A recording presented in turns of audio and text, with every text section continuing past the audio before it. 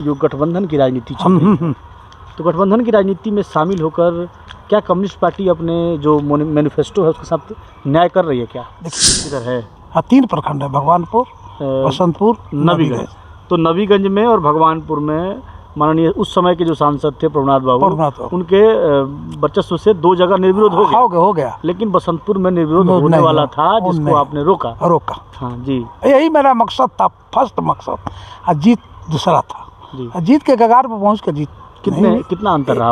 एक वोट, मात्र एक वोट से प्रमुख बनते रह गए। दलों में भी पहले कार्यकर्ताओं का मोल हुआ करता, हाँ, जो दरी बिछाते थे, साफ करते थे, उसी में क्या हम लोग उनका दौर आता था। लेकिन आज के समय में देखा जाए तो विभिन्न राजनीतिक दलों को देखा जाए तो वहाँ भी धनबल बाहुबल को प्राथमिकता दिया जा रहा है। आपका दल इससे कितना अलग है? अच्छा, महाराजगंज क्षेत्र पड़ता है ना? हाँ, पड़ता है। महाराजगंज में एक सबसे बड़ा मुद्दा हमको लगता है पिछले कई लगभग दशकों से चला आ रहा है, जिला बनाने का। तो जिला बन नहीं रहा है कि बनने नहीं दिया जा रहा है? कान, नाक एवं गला की समस्या से है परेशान तो डॉक्टर अभिषेक कुमार है बेहतर समाधान। ENT surgeon doctor Abhishek Kumar नई तकनीक से दे रहे हैं बेहतरीन सेवाएं। संपर्क करें दवाई वाला मेडिकल, डॉक्टर कौशल्या चौक से 10 मीटर पश्चिम, थावे रोड, गोपालगंज। नमस्कार, ग्राउंड जीरो से मैं मनीष ऋषि और संघर्ष की अधूरी दास्तां में आज नए मेहमान के रूप में कैमरा स्क्रीन पर आप जिन्हें देख रहे हैं, परिचय के लिए रविंद्र ठाकुर नाम हुआ और कोरियाकोठी विधानसभा क्षेत्र के सूरजपुरा के रहने वाले हैं। प्रमुख के चुनाव भी लड़े हैं, वीडीसी रहे हैं और कम्युनिस्ट पार्टी के सक्रिय कार्यकर्ता के रूप में इनकी अपनी एक पहचान है। पूरी बात करेंगे। स्वागत है चैनल में आपका। बहुत बहुत धन्यवाद। हम लोग जो कार्यक्रम चलाते हैं इसका नाम है संघर्ष की अधूरी दास्तां। इसका मकसद ये है हम लोगों का कि आज जो युवा पीढ़ी राजनीति में आ रही है वो आपके राजनीतिक अनुभव को जाने और उससे वो मार्गदर्शन प्राप्त करें। तो धीरे धीरे प्रश्नों को हम पूछते जाएंगे, आप बताएंगे। सबसे पहला प्रश्न ये है कि आप की शैक्षणिक योग्यता क्या रही?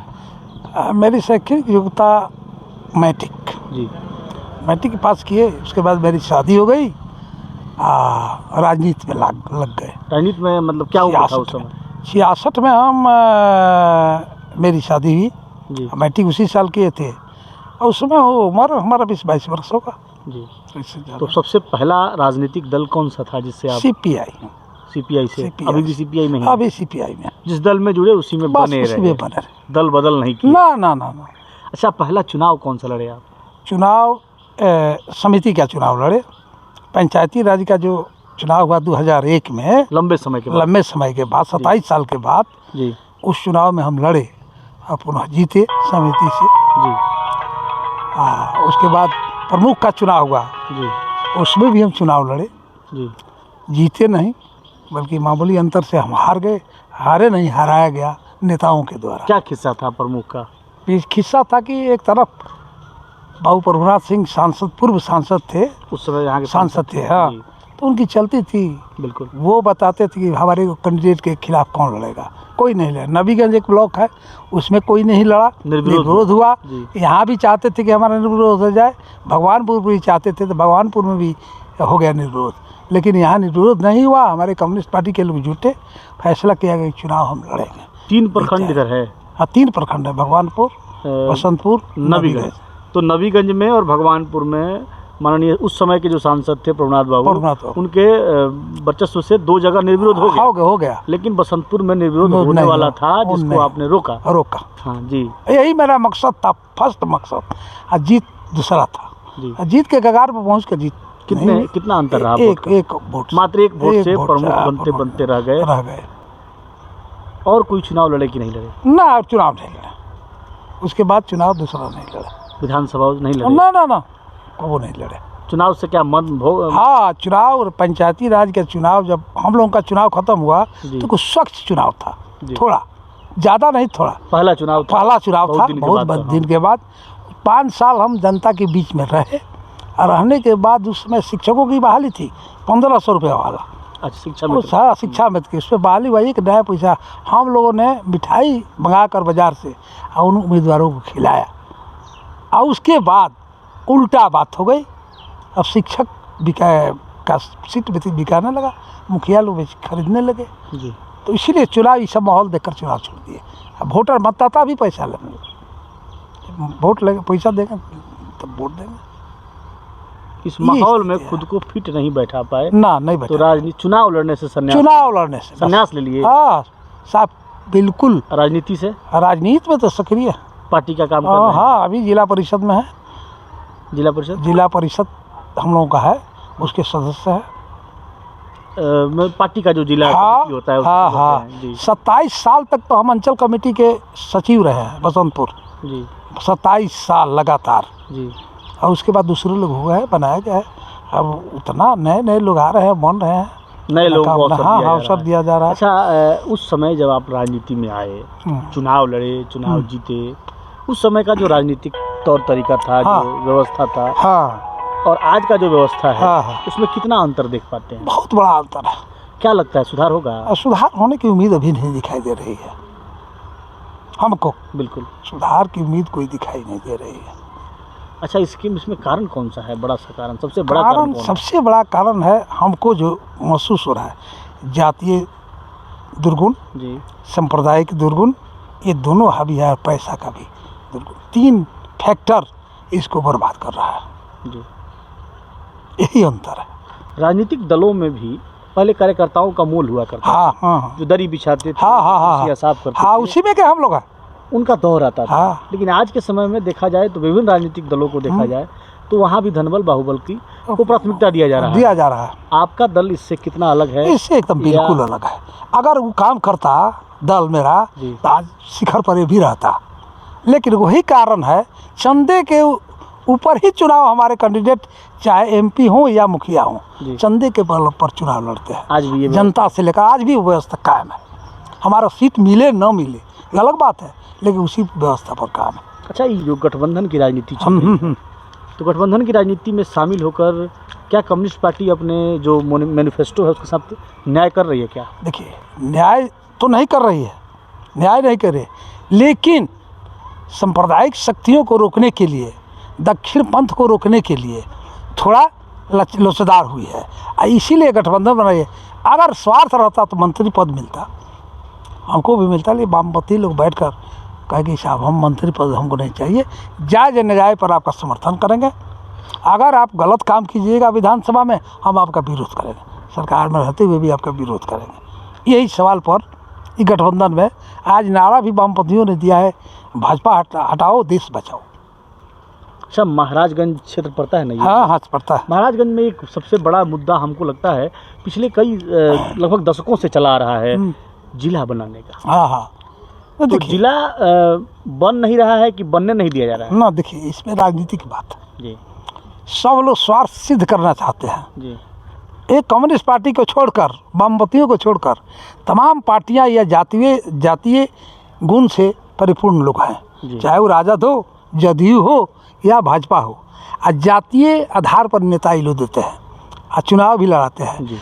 जिला का भी सवाल वही है, कोई चाहता है कि हमारे रेजिम में हो जाए, हमारे रेजिम में हो जाए। यहाँ सांसद जो रहता है वो सांसद बन कर जाता है, उसके बाद उसके पीछे वो नहीं पड़ता, वो अपने रोजी रोजगार में लग जाता है। तो अभी जिला बनाने के मूड में बड़े नेता लोग नहीं है, ये नहीं है। अब चाह नहीं रहे हैं कि जिला बने। बिल्कुल, नीचे से हमारे जैसे चाहे जनता चाहती है कि जिला बने, लेकिन चाहने से तो होगा नहीं, तो ऊपर बैठे लोग बड़का मुंह वाला नेता। हाँ। अच्छा, अभी युवा, एक आखिरी सवाल के रूप में लेंगे कि युवा बड़ी संख्या में राजनीति में आ रहे हैं। युवा नेता का दौर बड़ा चल रहा है, ठीक, और बड़ा जल्दी वो लोग बर्बाद भी हो जा रहा है। क्या संदेश रहेगा युवाओं को? आपको बता रहे हैं कि युवा आज का जो मोदी जी का युग जब से आया है, युवाओं को एक मसाला दिया गया शुरू में कि हम नौकरी देंगे, ये देंगे, 2 करोड़ देंगे, 3 करोड़ देंगे। तो युवा लोग इस आधार पर और कुछ संप्रदाय के रंग पर भी युवा लोग उसके तरफ आकृष्ट हुए। लगभग सभी पार्टियों के युवाओं का यही तो, लेकिन हम अपनी बात करते हैं, कम्युनिस्ट पार्टी की तरफ युवाओं का आकर्षण नहीं है।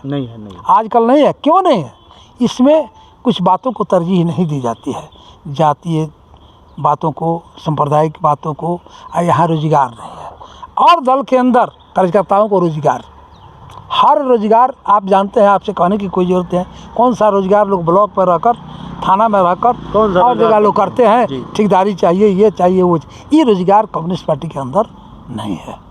यही इतना ही है, इसीलिए झुकाव नहीं हो रहा है। युवाओं को क्या मार्गदर्शन देना चाहेंगे कि वो राजनीति में आए तो कैसे आए, क्या रूप हो ताकि हमारा स्वच्छ हो सके? अब अभी हमारा सुझाव इतना ही होगा कि रोजगार के लिए किसी दल में रहें, रोजगार की बात करें, सरकार से बात करें, इस आधार पर, शिक्षा के आधार पर दोनों मिलकर तो चलेगा।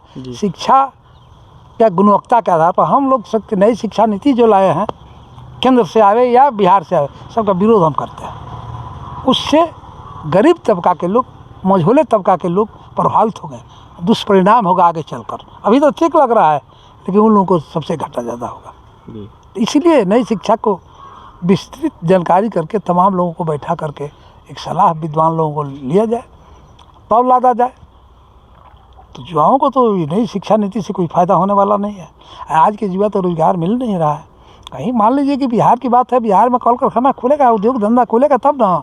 हमारी पार्टी मांग करती है तमाम जो कल कारखाने बंद पड़े हैं, चाहे शुगर फैक्ट्री हो या पेपर मिल हो, तमाम को ही पहले चालू करो, इसमें रोजगार दो, तो रोजगार दिया जा सकता है। लेकिन राज्य सरकार उस बात को मान रही है, न केंद्र सरकार मान रही है। हम एक की बात नहीं कर रहे हैं, केंद्र सरकार भी नहीं मान रही है। इसलिए नहीं मान रही है, ये कारण भी है, कारण भी आपको बता देना चाहते हैं, ताकि उसकी सरकार यहाँ नहीं है, महागठबंधन की सरकार। इस रीजन में हम कुछ काम नहीं करेंगे। एक पैटर्न आ गया है कांग्रेसी राज से कि दूसरी पार्टी की सरकार है, हम कोई विशेष मदद नहीं करें। डबल इंजन, हाँ, अभी डबल इंजन वाला में हो रहा है, वो महाराष्ट्र हो चाहे जहाँ हो। अभी जो अब तो आप कहेंगे नहीं, आप जो पूछिएगा वही कहेंगे, लेकिन बहुत बात कहा जाए। अभी जो गठबंधन चल रहा है हर जगह, हाँ, आपको महाराष्ट्र के अंदर छगन भुजबल को 4 महीना रह कर देखे, छगन भुजबल को भी देखा है, 4 महीना महाराष्ट्र में रहे हैं, अब देखे हैं कि छगन भुजबल सही में उतना बड़ा लुटेरा धन इकट्ठा करने वाला कोई नहीं था। ये 1.5 साल तक जेल के अंदर बंद थे। कौन बंद किया था? यही देवेंद्र फडणवीस, वहाँ के मुख्यमंत्री है, चाहे सरकार है, सीबीआई है, सीबीआई केंद्र सरकार क्या है, तो उन्हीं की राय है, तो बंद किया था। लेकिन कुर्सी की लालच और चुनाव की लालच ऐसी है कि उसी छगन भुजबल को उसमें शामिल करके मंत्री पद भी दे दिया गया, अभी तत्काल दिया गया है।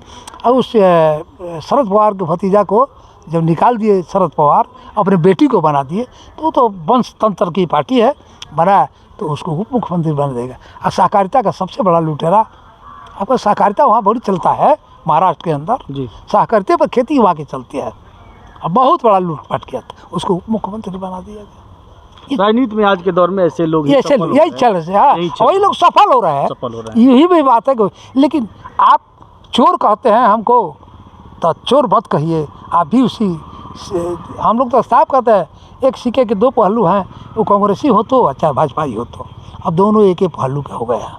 बिल्कुल, वो भी पार्टी तोड़क, विधायक तोड़क, एमपी तोड़क। एमपी तो उनका विशाल समूह खड़ा है, लेकिन हर जगह विधायक तोड़ते हैं, बनवाते हैं, दोनों पार्टी के पास बराबर है।